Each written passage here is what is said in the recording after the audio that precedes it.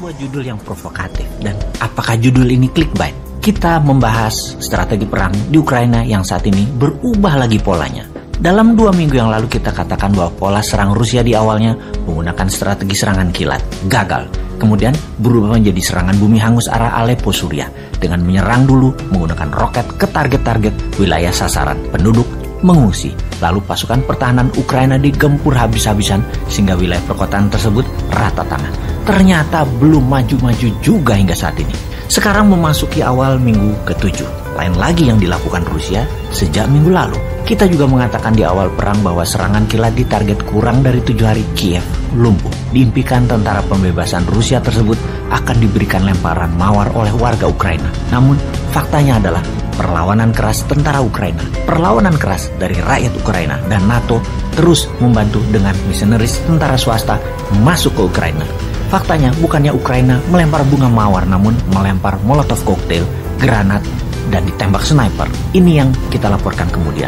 Rusia ubah strateginya untuk perang kota ke bumi hangus. Namun tersulit adalah melawan perang insurgensi yang dilakukan oleh pihak Ukraina. Hit and run selalu berpindah dan mereka mengembus menyerang logistiknya Rusia. Rupanya strategi bumi hangus tidak juga membuat kota kedua terbesar Ukraina yaitu Kharkiv takluk.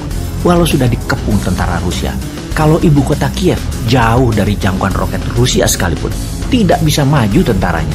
Kota pelabuhan Mariupol digempur hingga bumi hangus 90% wilayahnya. Tetap tidak takluk juga. Dalam seminggu terakhir, Rusia menarik pasukannya di utara Kiev masuk kembali ke Belarusia.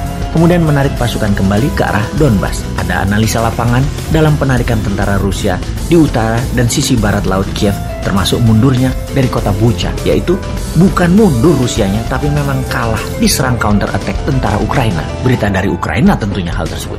Sementara dari pihak Rusia mengumumkan ditarik keluarnya karena target utama Rusia adalah hanya mengambil Donbas, di mana majunya pasukan Rusia mendekati Kiev adalah untuk menghalangi serangan Ukraina ke wilayah Donbas. Sekarang 80.000 tentara Rusia ada di sisi timur Ukraina dan sisi selatan. Wilayah utara, barat daya, barat laut Ukraina, tentara Rusia mundur perlahan. Atau kalah ya sebenarnya. Yang pasti banyak pengamat bertanya, benarkah tujuan aslinya ingin mengambil Donbas yang kemudian wilayah itu dijadikan buffer areanya Rusia? Kita tidak tahu. Namun membawa logistik sepanjang 30 mil atau 50 km panjangnya di dalam penyerangan Ukraina kemarin dengan target 1 minggu takluk ternyata gagal. Benarkah Rusia gagal di Ukraina? Benarkah Rusia hanya mau ambil Donbas? Benarkah bantuan senjata NATO mengalir terus menguntungkan Ukraina? Dan tentara Ukraina lebih siap secara mental terhadap perang dengan Rusia ini, dengan mundurnya Rusia di utara Kiev. Apakah berarti secara kemungkinan 70% Rusia gagal dalam penaklukan Ukraina ini?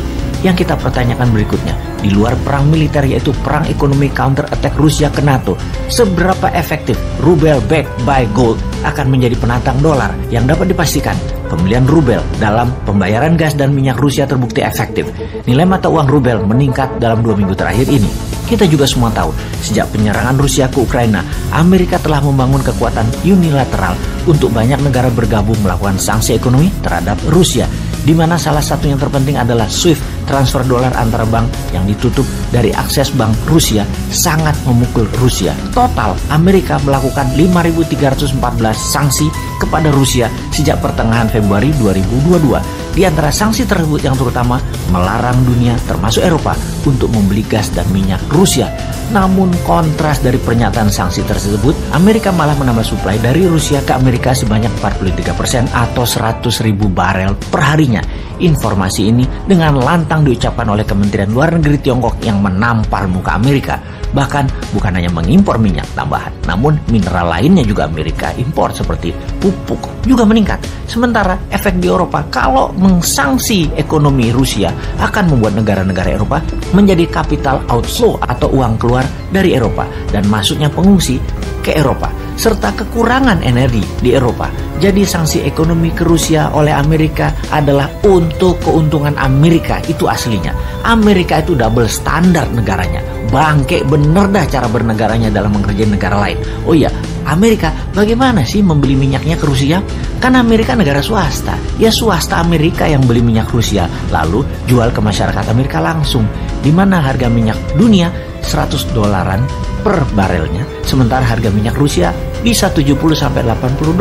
Murah. Kalau melihat sejarah, sanksi ekonomi tidak pernah membuat dunia menjadi lebih damai seperti saat ini Amerika melakukan di banyak negara di Timur Tengah, termasuk Iran.